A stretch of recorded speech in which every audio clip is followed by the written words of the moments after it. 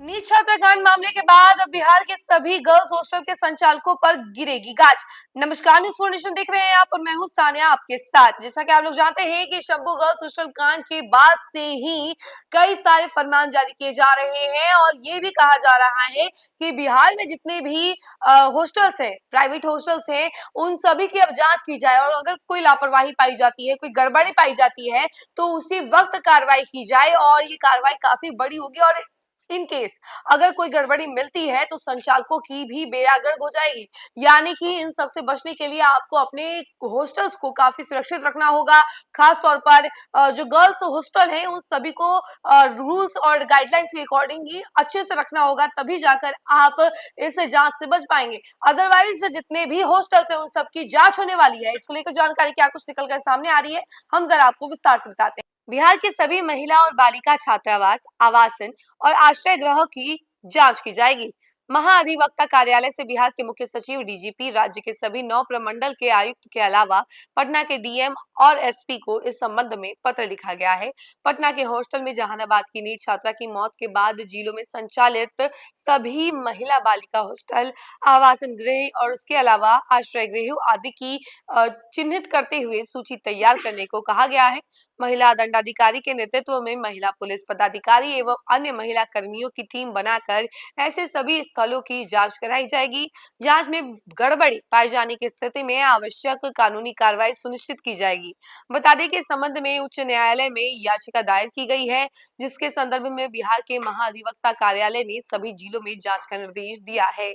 महाधिवक्ता कार्यालय से प्राप्त पत्र के आलोक में पूर्णिया प्रमंडल के आयुक्त राजेश कुमार से प्रमंडल के चारों जिलों पूर्णिया, कटिहार, किशनगंज एवं अररिया के डीएम और एसपी को सोमवार को पत्र लिखकर महिला बालिका छात्रावास, निजी और सरकारी हॉस्टल, आवासन और आश्रय गृह की जांच कराते हुए फाइंडिंग के साथ संयुक्त प्रतिवेदन 15 दिनों के अंदर उपलब्ध कराने का निर्देश दिया है।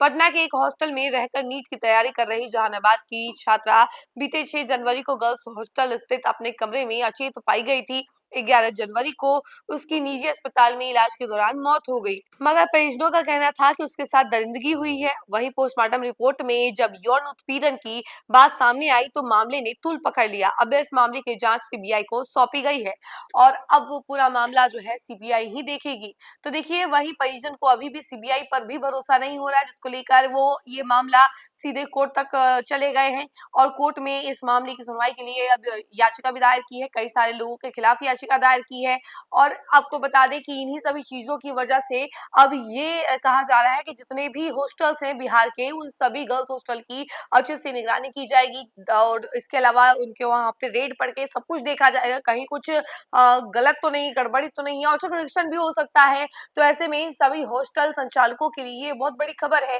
वो पहले से ही अपने हॉस्टल को ठीक ढंग से कर ले और गर्ल्स के लिए खास तौर पे गर्ल्स हॉस्टल जितने भी है उनको ठीक ढंग से करना जरूरी भी है। और इन सभी चीजों को देखते हुए अब ये निर्देश दे दिया गया है कि सभी हॉस्टलों की जांच की जाएगी और अगर कोई गाइडलाइन के अलावा कोई गलत तरीके से हॉस्टल चल रहा है, चाहे कोई गड़बड़ी है, तो वहां पर बड़ी कार्रवाई की जाएगी। इस खबर फिलहाल के लिए इतना ही। ऐसी तमाम अपडेट के लिए जुड़े रहे हमसे और देखते रहे न्यूज़ फोर्नेशन। धन्यवाद।